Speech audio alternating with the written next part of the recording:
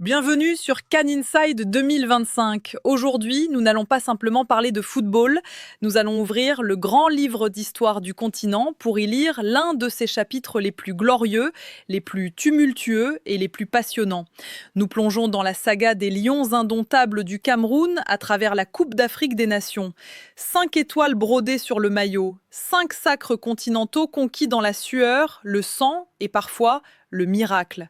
Des légendes qui ne meurent jamais. Roger Mila, Thomas Nkono, Samuel Eto'o, Patrick Mboma, Rigobert Song.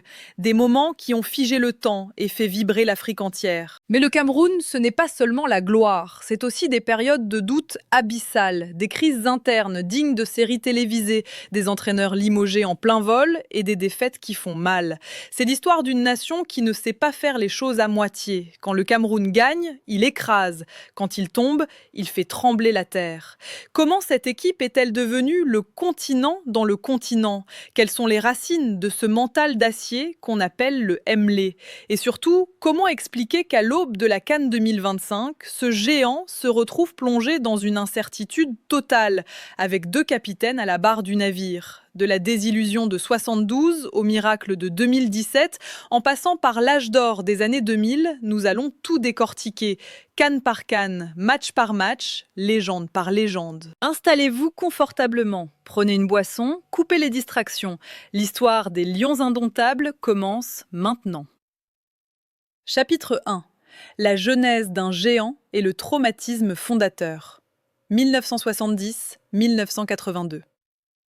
Contrairement à ce que la légende pourrait laisser croire, le Cameroun n'est pas né roi. Il a dû apprendre à rugir. Les débuts ont été laborieux, marqués par un apprentissage douloureux des réalités du football continental. La première apparition du Cameroun dans une phase finale de CAN remonte à 1970, au Soudan. L'équipe arrive avec de l'ambition et une attaque de feu. Dans un groupe relevé, ils battent la Côte d'Ivoire 3-2 dans un match spectaculaire. Ils battent ensuite l'Éthiopie 3-2. 2 victoires en 3 matchs. Dans n'importe quel autre tournoi, cela suffirait pour passer. Mais pas cette année-là.